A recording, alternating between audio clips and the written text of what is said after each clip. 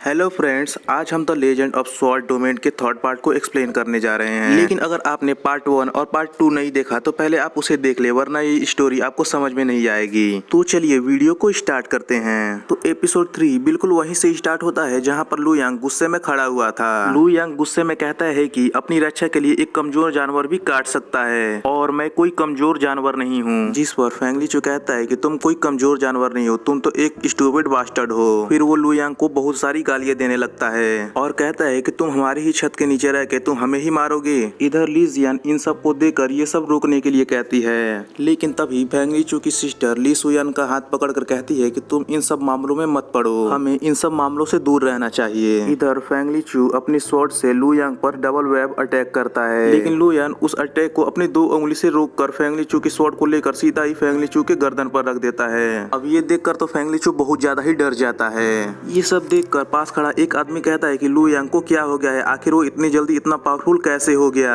ये देखकर फेंग लीचू की बहन लू यांग से कहती है, लू यांग रुक जाओ, इसके बारे में हम बात कर सकते हैं, तुम्हें इसे मारने की कोई जरूरत नहीं। जिस पर फेंग लीचू कहता है कि मैं कोई बच्चा नहीं रहा, तुम्हारा डैड फेंग फैमिली के इंचार्ज हैं, पर उन्होंने मुझे बचपन में ही मारने की बहुत सारी कोशिश की। तुम्हें क्या लगता है कि इन सब के बाद वो मुझे जिंदा छोड़ेंगे? तब फेंग लीचू कहती है कि तुम बस मेरे ब्रदर को छोड़ दो, मैं तुमसे वादा करती हूँ कि मैं तुम्हें कुछ नहीं होने दूंगी। जिस पर फेंग लीचू भी कहता है कि मेरे फादर मुझसे बहुत प्यार करते हैं और वो एक लाइफ के बदले एक लाइफ तो दे ही सकते हैं। तब लू यांग कहता है कि अगर तुम्हारे फादर भी यहाँ होते और ये बात मुझसे कहते तो भी मैं उनकी बातों पर कोई विश्वास नहीं करता। फिर लू यांग आगे बताता है कि मैंने तुम्हें बचपन से ही अपना दोस्त माना था, पर तुमने हमेशा ही मेरी फैमिली की इंसल्ट की और मुझे बेवजह मारा, और आज तो तुम अपनी गलती के लिए मुझे जान से मारने के लिए चले आए थे। तो अब तुम ही बताओ मैं तुम्हें कैसे छोड़ दूं? तब फेंग लीचू कहता है कि हाँ, ये सब मेरी ही गलती है, मैंने तुम्हें बचपन से ही बहुत बुली किया, पर आज मैं इसके लिए तुमसे माफी मांगता हूँ और वादा करता हूँ कि मैं आगे फ्यूचर में कभी ऐसा कुछ भी नहीं करूंगा।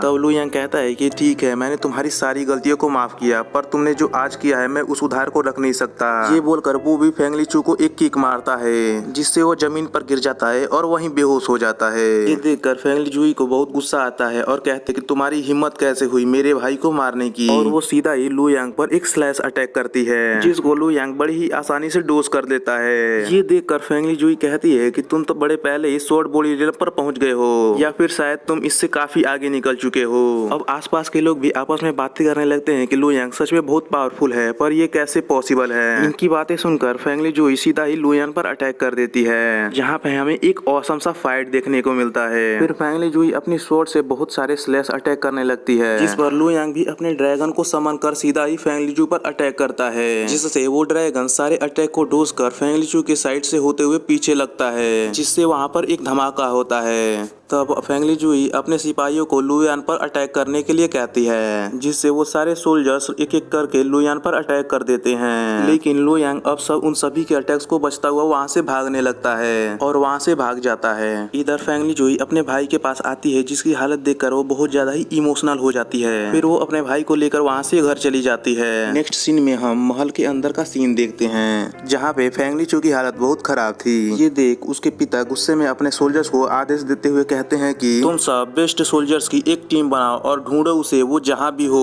उसे ढूंढकर मेरे पास ले आओ, वो मुझे जिंदा चाहिए। फिर वहाँ के एल्डर्स वहाँ से चले जाते हैं। फिर हम रात का सीन देखते हैं, जहाँ पे अभी भी फेंग फैमिली के लोग लू यान को ढूंढ रहे थे। सीन कट होता है और हम सुबह सुबह एक घोड़ा गाड़ी को देखते हैं, जो कि फेंग फैमिली के मेन डोर पर रुकता है, जिसमें से फेंग लीचू के फादर निकलते हैं। फिर वो अपने एक गार्ड से पूछते हैं कि क्या लू यांग के बारे में कुछ पता चला? तब वो गार्ड बताता है कि थर्ड मास्टर आ गए हैं, पर उन्हें देखकर ऐसा नहीं लग रहा कि लू यांग मिला है। फिर फेंग लीचू के फादर अंदर चले जाते हैं। तब हम अंदर का सीन देखते हैं, जहाँ पे थर्ड मास्टर बता रहा था कि अभी हम लू यांग को नहीं पकड़ पाए। पर लीडर कहता है कि क्या तुम्हें वो मिला? तुम्हारा फेस देख के तो ऐसा ही लगता है कि तुमने उसके भागने में मदद की। पर वो थर्ड मास्टर कहता है कि नहीं, लू यांग बहुत ही होशियार है, हम उससे पकड़ लेते, पर वो ड्रैगन बीस्ट फॉरेस्ट के अंदर चला गया। हमने उसका बहुत पीछा किया, पर लास्ट में हमने देखा कि वो ड्रैगन वैली के अंदर घुस जाता है। हमारे कुछ आदमी उस वैली के अंदर गए थे थे पर वो वापस नहीं आए, इसलिए मैंने ड्रैगन वैली के बाहर ही अपने आदमियों को बैठा दिया है। फिर थर्ड मास्टर आगे बताता है कि लू यांग ड्रैगन वैली के अंदर गया है तो जरूर ही उसका कुछ पर्पस होगा, क्योंकि वो जानता है कि हम ड्रैगन वैली के अंदर नहीं जा सकते हैं, क्योंकि ड्रैगन वैली के अंदर जाना मतलब अपनी मौत को दावत देना।